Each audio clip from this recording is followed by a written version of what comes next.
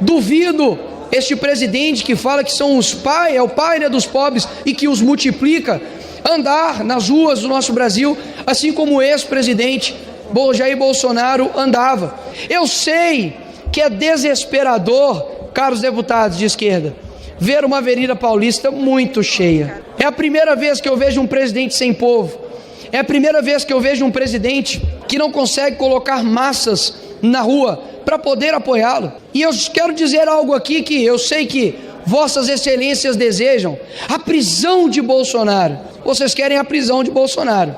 Prendam Bolsonaro e vejam o Brasil parar. Além de ser uma pessoa não grata, ou seja, ela não é bem-vinda, o Lula também é um ladrão. Falo isso aqui com toda boa tranquilidade. Se quiser me colocar na cadeia por chamar o Lula de ladrão, vai ter que colocar eu e mais metade do Brasil. Acho até que estava sob efeito de uma boa cachaça, porque para falar tanta besteira quanto esse cidadão fala, a gente não consegue imaginar outra coisa. Não é possível que um presidente de uma república tenha essa coragem de dizer as barbáries que foi dita. Mas não se preocupe, Brasil, não se preocupe, meus amigos, o impeachment de Lula está próximo e terá nesta casa, mais uma vez, a esquerda sendo retirada do poder através da votação neste plenário. Espere por esse dia e os senhores irão chorar. Impeachment do descondenado ex-presidiário comunista, anão diplomático Lula já! O petista aqui, Jorge Sola, desceu o nível para poder defender o ponto dele, dizendo que nós estamos aqui defendendo interesses de milionários. Mas eu dei uma puxadinha no patrimônio dele aqui, ele é quase milionário, senhor presidente. 902 mil de patrimônio, está falando mal de dinheiro por quê? Tem investimento aqui no Bradesco, tem investimento na XP, eita! Tem investimento aqui, ó, em vários locais. Inclusive, investe mal, hein, Jorge Sola? Ou seja, fala mal de milionário, mas é quase um. Agora, eu não vou falar de quase milionário, não, porque o presidente dele é milionário também, olha só. 7,4 milhões de patrimônio que o Lula tem. Então, por esse argumento, é verdade, senhores. Se for por esse argumento também, não deveria estar defendendo o presidente milionário deles. É só para vocês entenderem que quando falta argumento, eles vão para qualquer tipo de ataque, até falar que nós defendemos milionários, mas o papai dos pobres é milionário, tá bom? Só para te avisar. Obrigado, presidente. Nicolas Ferreira lava a alma do povo brasileiro e fala tudo que está engasgado na garganta do povo. E olha só, pessoal, ele vai mostrar aqui coisas que o Brasil nunca viu. Você precisa ver esse pronunciamento dele ali na Câmara dos Deputados. E agora, os senadores e deputados querem impetrar o impeachment para Lula, porque ele comete crimes igual o de Dilma, com pedaladas fiscais, omitindo aí o fisco brasileiro. Você vai ver agora o que vai falar o Nicolas Ferreira, que quebrou tudo e fez um discurso histórico ali em Brasília, na Câmara dos Deputados. Confira essa fala do Nicolas Ferreira, voltamos logo em seguida, mas já dá um like e também se inscreva aqui nesse canal para ver outras matérias como essa. Vamos para o vídeo. Muitos chegam até mim dizendo: Nicolas, quais são os seus projetos para o Brasil? Aqui no Congresso, em apenas 2 anos, já apresentamos 30. Mas eu vou te dar a resposta para essa pergunta. Sempre quando perguntarem, pode responder.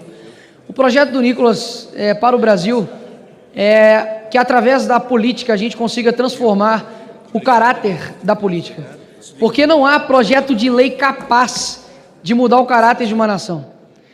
Não há projeto de lei capaz de mudar que um homem corrupto se torne um homem correto.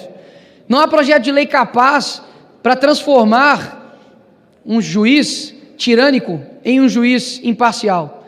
Não há projeto de lei capaz de fazer com que pessoas sejam morais, sendo que elas são a vida inteira mau caráter. Por que eu digo isso? Porque nós estamos vendo agora no nosso país, e mesmo você sendo de direita, esquerda, centro, para trás, para frente, não me importa, mas se você tem um mínimo de honestidade intelectual, você vai perceber que há uma semana, José Dirceu, a pessoa que idealizou o maior esquema de corrupção do mundo, está solto, livre, inclusive um chute, pode até concorrer a algo aqui nesse Congresso Nacional. Rachadores confessos estão aqui impunes, líderes de facção criminosa estão meramente soltos e livres pelo STF. Enquanto isso, uma senhora que me perdoe pela palavra, que defecou na mesa do ministro Alexandre de Moraes, uma atitude deplorável, vergonhosa para a nossa democracia, mas agora tem uma pena de 17 anos nas suas costas. Atitudes idiotas e burras, pelo que eu saiba, não são crimes. Até mesmo deveriam sim cumprir pelo depredação de patrimônio público, dano ao erário, mas burrice não é crime. Até mesmo se fosse, algumas pessoas aqui no Brasil iriam pegar prisão perpétua. Agora, por que isso está acontecendo? Porque ela não é filha de nenhuma celebridade, porque ela não é parente de nenhum presidente, porque ela não está envolvida com nenhuma pessoa de poder. Porque ela, sim, é uma pessoa que estava lá e cometeu diversos crimes de menor potencial ofensivo, até mesmo porque era um crime impossível. É como se eu dissesse que eu iria envenenar alguém com um copo de água potável. É como dizer que aquelas pessoas que estavam aqui iriam dar um golpe de Estado. Faça aí uma breve pesquisa no que é golpe de Estado em toda a humanidade, você verá que é bem diferente do que aconteceu aqui no fatídico dia terrível do 8 de janeiro. E por que eu estou dizendo isso? Porque enquanto nós estamos aqui, enquanto eu vejo a minha filha, enquanto eu saio para poder me alimentar, poder trabalhar, ainda há pessoas que estão sofrendo por conta de uma perseguição judicial. Eu sei que tudo que eu vou falar aqui, talvez para alguns, não vai ser capaz de sensibilizar um coração tão de pedra, afinal de contas, existem pessoas aqui que não podem dar um passo para trás, porque já estão num lamaçal tão grande ideológico que jamais concordariam comigo. Mas eu já ouvi aqui nessas sessões, por exemplo, pessoas vangloriando, por exemplo, Marighella, ou até mesmo Che Guevara, ou Stalin, ou qualquer outra figura que seja da história, com uma falácia de luta por direitos humanos, ou luta por pessoas que estão em situação de vulnerabilidade. Existem pessoas hoje, repito, existem pessoas hoje que estão na cadeia injustamente, com penas desproporcionais, que nem mesmo corruptos nessa nação pegaram, e que nenhum deles usam tornozeleira eletrônica, estão sendo privados de ter contato com suas famílias, de seus filhos, porque eles estavam usando verde e amarelo. Eu sei que a esquerda de fato tem como Bolsonaro um símbolo de ódio, um símbolo que eles detestam, e que vão fazer de tudo para poder massacrá-lo, assim como o ministro Alexandre de Moraes faz, através dessas pessoas que estão basicamente sendo ali um revanchismo jurídico. Mas o que eu estou querendo dizer aqui não é para poder falar, nossa, por favor, sensibilizem seu coração, porque eu sei que essa galera não tem sensibilidade alguma. Afinal, se tivesse, jamais, por exemplo, ostentariam a foice e o martelo que matou milhões de cristãos, inclusive. O que eu estou querendo dizer aqui é voltado para a direita. É para voltar para nós que fomos eleitos aqui nessa casa, para que a gente, honre os votos que nós tivemos. Quando você pega, por exemplo, a presidência, aqui a eleição da presidência dessa casa, que já coloco com uma imoralidade gigantesca, colocar em jogo a vida das pessoas, anistia do dia 8, mas enfim, é uma imoralidade gigantesca já fazer isso. Agora, não tenho nada contra os candidatos, inclusive já conversei, vários respeitosos. O que eu quero dizer é que as pessoas na rua direita, elas não chegam até nós e falam assim, vai lá, conquiste uma vaga no tal lugar, vai lá, conquiste uma cadeira no lugar tal. Não, o que eu escuto é, estou orando por você, não desista. Nós estamos perdendo uma essência que vai fazer com que as pessoas também percam a sua essência, porque nós somos um reflexo do que as pessoas sentem. Alguns querem argumentar, mas Bolsonaro estava aqui sozinho, e por isso ele era truculento, mas ele, da forma truculenta e sozinho, chegou à presidência da República. Hoje, nós basicamente estamos vivendo pela caridade dos nossos inimigos. Não é essa algo que eu acredito, e eu falo isso aqui porque eu acredito que você também, deputado de direita, também não acredita nisso. Você tem uma essência dentro de você, ainda dentro de você, de falar, caramba, como deveria ser, ir para cima sempre. Como deveria ser realmente lutar e não arredar o pé. Porque uma coisa tem que bater palma, para alguns, por exemplo, do PT. Faça sol, faça chuva, eles estão aqui defendendo e sendo coerentes com aquilo que eles concordam. E mesmo que passem os anos e percam, eu acredito que a vida nem tudo é sobre resultados. Eu acredito que a sua disposição em mostrar por aquilo que você está defendendo diz muito sobre você. Dificilmente o grito de uma criança no estádio vai fazer com que o time vença.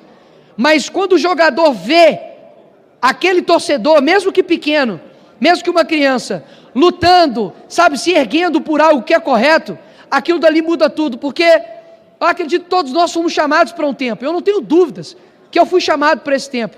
E não é uma exclusividade minha, é de todos nós. Afinal de contas, a gente poderia ter nascido em qualquer época dessa humanidade. Mas nós somos chamados para esse tempo. E o que eu não quero é me arrepender de ter ouvido a minha essência dentro de mim, dos votos da minha família, dos meus amigos, das pessoas que me param na rua, porque simplesmente alguém me disse que é preciso fazer uma coalizão. Coalizão de verdade, em alguns momentos é necessário. Mas eu acho que a gente precisa se encarar em diversos momentos aqui nessa casa, com coragem, porque eu acredito que nós vamos semear durante muito tempo, para que alguns colham, e mesmo que não dê resultados, a vida não é feita somente de resultados. João Batista, ele não colheu nenhum resultado terreno, pelo contrário, sua cabeça foi decepada, era um louco que falava no deserto, comia gafanhoto com mel. Só que hoje eu estou falando, depois de 2000 anos aqui dele, não estou falando de nenhum outro, que na época falou, pega leve, tem que ser mais equilibrado, tem que dialogar.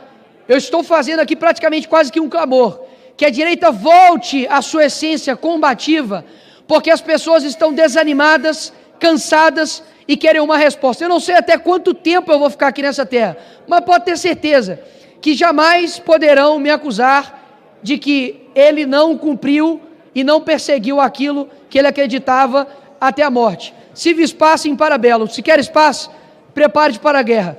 Essa é a minha ideia para esse Brasil. Obrigado, presidente. Tá aí, você viu esse desabafo, esse pronunciamento do Nicolas Ferreira, e calma, agora nós vamos mostrar o senador Cleitinho, que ele bateu forte porque ele recebeu uma acusação, uma denúncia, uma fake news de um petista, mas ele não levou para casa. Ele revidou ali porque realmente, pessoal, a direita precisa acordar, não pode ficar dormindo porque senão eles tomam conta. E aí o Nicolas Ferreira falou tudo isso aí que ele falou sobre o Lula, sobre o governo, mas agora o senador Cleitinho vai fazer um desabafo e mostrar um áudio, pessoal, porque pau que dá em Chico também dá em Francisco, então preste atenção no que o senador Cleitinho vai mostrar aqui para todo o Brasil. Então eu queria muito ter a oportunidade de ter uma comissão de te convocar aqui e olhar na sua cara. Sabe por quê? Porque meu filho, cheguei lá semana passada lá em casa, está preocupado. Ô papai, você vai ser preso? Eu vi uma matéria lá falando que a Polícia Federal vai te investigar. Você está vendo a situação que você fez com a minha família? Pois eu ainda quero ter a oportunidade como um homem, porque o meu pai me ensinou a não prejudicar ninguém, a não falar mal de ninguém, a não fazer mal para ninguém, a não mentir para ninguém. Para você vir falar uma asneira dessa aqui, eu tenho que honrar meu pai que tá lá no céu. Eu jamais vou decepcionar ele aqui, falar mentira. Então eu quero ter uma oportunidade com você, Paulo Pimenta. Eu estou engasgado com você. Para você olhar na minha cara e falar que eu fiz fake news. Você está achando que eu sou da laia de vocês? Você está achando que eu não tenho a minha honra aqui para poder honrar todos os dias? Não, a minha família, meu pai, a minha mãe, meus filhos. Vocês não brincam comigo, eu não tenho medo de vocês, não. Eu só estou começando aqui. Não tenho medo de vocês. Que fique claro isso. E eu quero falar aqui que eu não tenho medo de nenhum de vocês. Eu vou continuar tocando o dedo na ferida aqui. Inclusive, parece que exonerou agora o ministro da comunicação, o tal do Paulo Pimenta, né? Eu estava doido, Paulo Pimenta, para poder te convocar aqui no Senado, para olhar na sua cara, para você falar que eu fiz fake news. Eu queria muito essa oportunidade, porque quem não deve não teme. Porque eu não sou mentiroso não, rapaz. Agora você foi exonerado, né? Vai ficar lá no Rio Grande do Sul. Saiu do ministério. Poderia ficar no ministério e ser homem, de olhar na minha cara e falar que eu fiz fake news, porque eu não tenho medo de vocês. Não tenho medo, porque eu entrei limpo aqui. Eu entrei limpo, não devo nada, a não ser para Deus e para minha consciência. A mão que eu tenho medo é a mão de Deus, que pesa. Agora de vocês eu não tenho. Para você vir com essa asneira. Sabe o que aconteceu? Você mandar a Polícia Federal, e pode investigar, porque quem não deve não teme, e meu respeito à Polícia Federal, não tem problema nenhum, mas eu não fiz fake news, e eu queria ter a oportunidade de convocar aqui, e ficar de frente a frente para você falar, ser homem de falar que eu fiz fake news, porque eu não fiz fake news, e jamais vou fazer isso. A própria Confas, o órgão de Secretaria de Fazenda do Rio Grande do Sul, um dia depois que eu mostrei o vídeo, questionando, que eu não afirmei nada, eu só questionei, eu perguntei, vocês vão ficar pedindo nota fiscal? Foi uma pergunta que eu fiz. Chega no outro dia, a Confas solta uma nota dizendo que não ia pedir mais nota fiscal. Então não tem para que mentir, eu nunca vou fazer isso. Quem costuma fazer isso são vocês, eu não faço isso não. Então eu queria muito ter a oportunidade de ter uma comissão de te convocar aqui e olhar na sua cara. Sabe por quê? Porque meu filho, cheguei lá semana passada lá em casa, está preocupado. Ô papai, você vai ser preso? Eu vi uma matéria lá falando que a Polícia Federal vai te investigar. Você está vendo a situação que você fez com a minha família? Pois eu ainda quero ter a oportunidade como um homem, porque meu pai me ensinou a não prejudicar ninguém, a não falar mal de ninguém, a não fazer mal para ninguém, a não mentir para ninguém. Para você vir falar uma asneira dessa aqui, eu tenho que honrar meu pai que tá lá no céu. Eu jamais vou decepcionar ele aqui, falar mentira. Então eu quero ter uma oportunidade com você, Paulo Pimenta. Eu estou engasgado com você. Engasgado com você. Para você olhar na minha cara e falar que eu fiz fake news. Você está achando que eu sou da laia de vocês? Você está achando que eu não tenho a minha honra aqui para poder honrar todos os dias? Não, minha família? Meu pai, minha mãe, meus filhos? Vocês não brincam comigo, eu não tenho medo de vocês, não. Eu só estou começando aqui. Não tenho medo de vocês. Que fique claro isso, viu? E eu queria aqui chamar a atenção da população brasileira. Eu vi essa medida aqui, ó, que eu vou ler para vocês aqui, do presidente da Argentina, que vai acabar com qualquer situação de corrupto querer ser candidato lá na Argentina. Se tiver processo, o que for, não vai poder ser mais candidato. E aqui no Brasil, o que me chama a atenção, essa vergonha, é escutar um cara igual o governador, o ex-governador do Rio de Janeiro, o Cabral, que é réu, confesso, pegou mais de 400 anos de prisão, ele teria que ressuscitar umas 4 vezes ou mais, umas 5 vezes, e está falando aí a todo canto do Brasil que quer ser candidato a deputado federal. O Eduardo Cunha também, que chega essa fala minha, eu não tenho medo de vocês. Eduardo Cunha, gente, é outro que estava preso, né, querendo ser candidato. Então essas medidas que o presidente da Argentina está fazendo, nós aqui, senadores, deputados federais também, precisamos fazer essas medidas aqui. Esses caras têm que ser varrita política. Acabou para eles. Não ter chance nenhuma de ser candidato. Primeiro tinha que ter preso, não devia nem ter saído. Tinha que ter prisão perpétua para eles, né? Aí tá solto, aí vem na cara de pau de falar que quer ser candidato. Então esses caras que roubou do país, roubou de estado, roubou de município, eles não têm que ter vez e nem chance de ser candidato, não, gente. Isso é o mínimo da administração pública aqui, da política do Brasil, deveria ser exemplo para isso. Acabou para vocês, não tem chance para vocês mais não. Vamos tomar essa medida aqui no Brasil também. Essa medida que o presidente da Argentina tomou lá na Argentina, lá, para varrer corrupção, para não passar pano e não perdoar vagabundo, tem que valer aqui para o Brasil também. Outra situação que eu queria falar aqui, Flávio Bolsonaro, recebi essa matéria aqui que me chamou a atenção, queria ler para vocês aqui, da questão da época do dia 8 aqui, deixa eu ver se vai carregou. Aqui, ó, drama da adolescente de 15 anos detida no dia 8 de janeiro de 2023. Garota cumpre medidas socioeducativas e prestação de serviços comunitários, além de ir a sessões com psicóloga e assistente social. Crise de ansiedade recorrente, dificuldades para socializar, se tornaram parte da vida de uma adolescente que foi detida com a mãe no Palácio do Planalto, dia 8 de janeiro. Adolescente de 15 anos, gente. Depois de 1 ano do protesto, a menina que tem TDAH desde a infância é agora atormentada por medidas socioeducativas, as quais consistem em prestações de serviços comunitários a um tratamento psicólogo para abandonar pensamentos extremistas, além de sessões semanais com assistente social, né, e tudo vai. Aí o que me chama a atenção, que ela tem 15 anos e está tendo essas medidas socioeducativas, né? Aí eu queria chamar a atenção de vocês aqui, ó. STJ anula a pena de Palocci, mesmo depois do ex-ministro confessar seu crime. Esse aqui também está tudo anulado dele, ó. É o Palocci. Mas eu queria refrescar a memória, né, do povo brasileiro, para lembrar quem que é o Palocci, gente. Tem medo não, viu? Esta edição com mais um escândalo envolvendo o ex-presidente Lula. Agora você vai ver um vídeo inédito da delação em que o ex-ministro Antônio Palocci detalha esquemas de corrupção na campanha presidencial de 2010. De acordo com o ex-ministro, o PT foi beneficiado ilegalmente com 64 milhões de reais. Ele era um dos homens mais próximos ao ex-presidente Lula.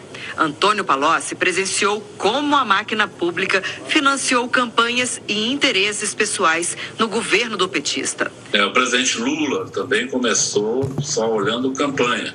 Já no fim do seu primeiro mandato, muita coisa pessoal ele tinha pedido para ele, em termos de dinheiro que eu pessoalmente levei e entreguei para ele.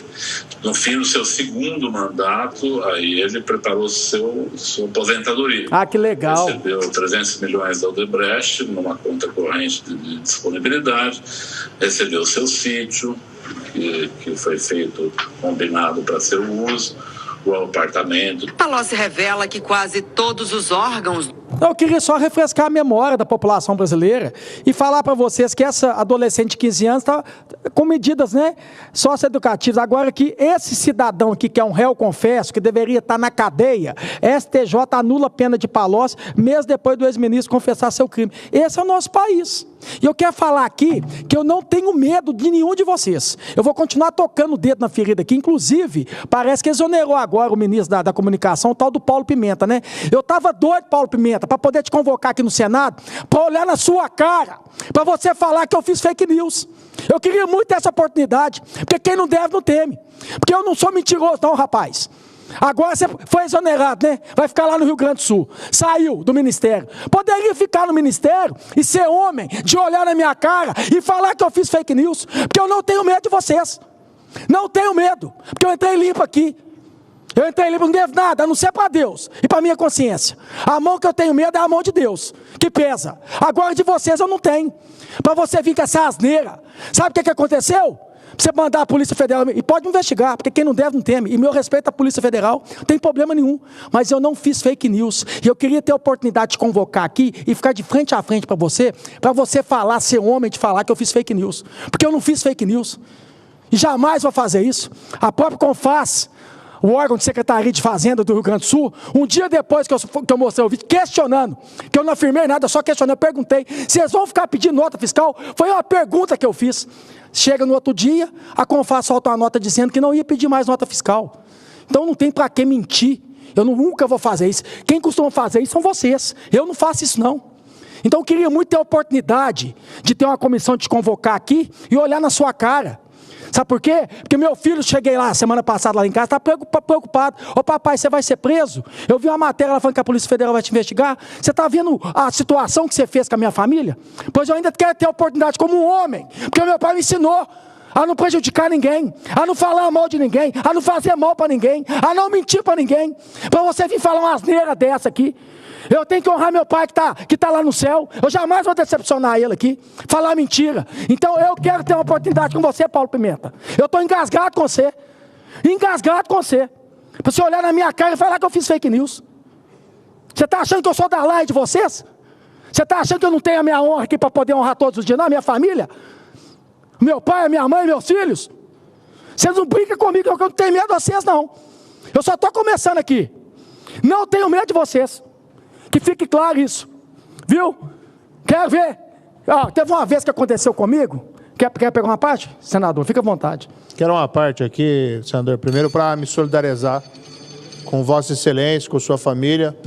A gente assistiu esse episódio, um episódio absurdo, no qual críticas e questionamentos normais dirigidos ao governo, seja esse governo Lula, que merece muito questionamentos e críticas, mas seja qualquer governo, são caracterizados como desinformação, fake news.